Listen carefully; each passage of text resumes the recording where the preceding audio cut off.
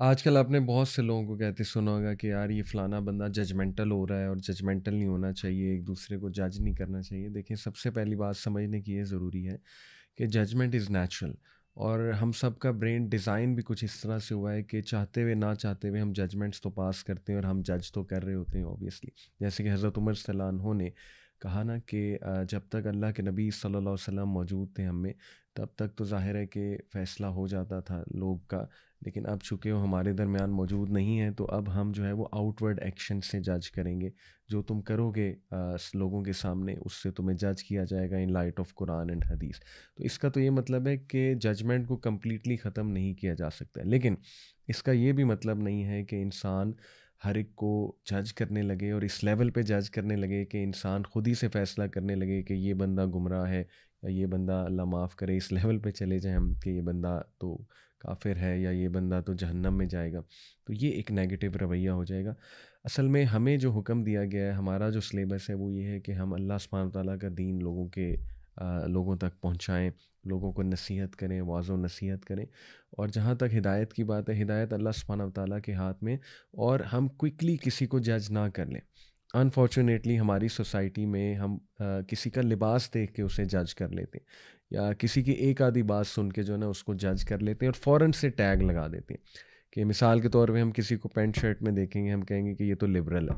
یا خدا نخواستہ ہم نے کسی جو ہے وہ لڑکی کو دیکھا جو پردے میں نہیں ہے، بے پردہ ہے، تو ہم فوراً سے کہیں گے کہ یہ تو بے دین ہے، دین سے بہت دور ہے، اور فوراً سے ججمنٹ پاس کر دیں گے۔ دیکھیں، leave the state of hearts to Allah. دلوں کا کیا حال ہے وہ اللہ سبحانہ وتعالیٰ بہتر جانتے۔ ہو سکتا ہے کوئی بہت اسٹرگل کر رہا ہو دین پہ عمل کرنے کے لیے، اور ان سے ہو نہ رہا ہو، خصوصاً خواتین میں ان سے نا پردہ ہو رہا ہو، لیکن اندر سے ان کی ایک چاہت ہو، نماز بھی وہ لوگ پڑھتے ہوں، لیکن ان سے نہیں ہو پا رہا۔ تو اس لیے ہمارے نبی صلی اللہ علیہ وسلم کی سیرت سے ہمیں یہ پتہ لگتا ہے کہ ہمارے نبی بہت ایزی گوئنگ تھے، اور ہمارے نبی سے لوگ بات کرتے ہوئے گھبراتے نہیں تھے۔ آپ دیکھیں کہ ایک ینگسٹر آ کے ہمارے نبی کو کہہ رہا ہے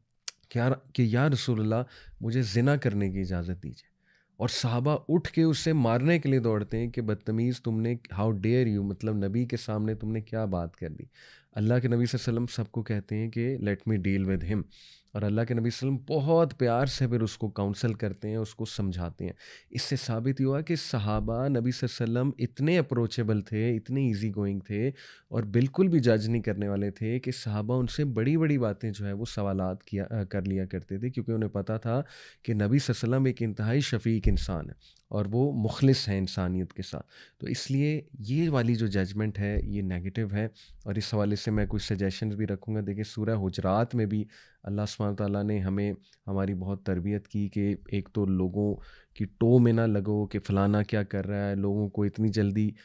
کوئکلی جج نہ کرو، لوگوں کے بارے میں انسینسٹیو جوکس نہ کریک کرو اتنی جلدی، بلکہ یہ جو قرآن کا حکم ہے کہ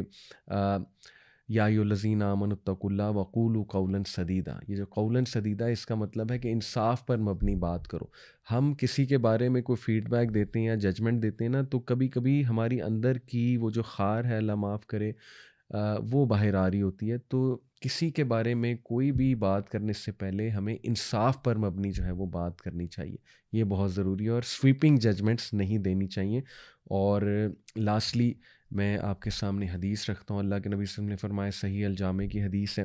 دا بلیور از لائکیبل، جو مومن ہے وہ بہت ہی لائکیبل ہے، جینٹل ہے، ایزیلی اپروچیبل ہے، پلیزنٹ ہے جب دوسرے اس کو اپروچ کرتے ہیں۔ And there is no good in one who is difficult to approach, اس میں کوئی خیر نہیں ہے کہ جس کو اپروچ کرتے ہوئے لوگ ڈریں، یا ججمنٹ سے اس کی ڈریں، یا دوسروں سے جو ہارش ہے۔ اور بہترین لوگ وہ ہیں جو دوسروں کے کام آتے ہیں۔ تو اللہ تعالی ہمیں نرم دل بنائے، اور ایزیلی اپروچیبل اور جینٹل بنائے۔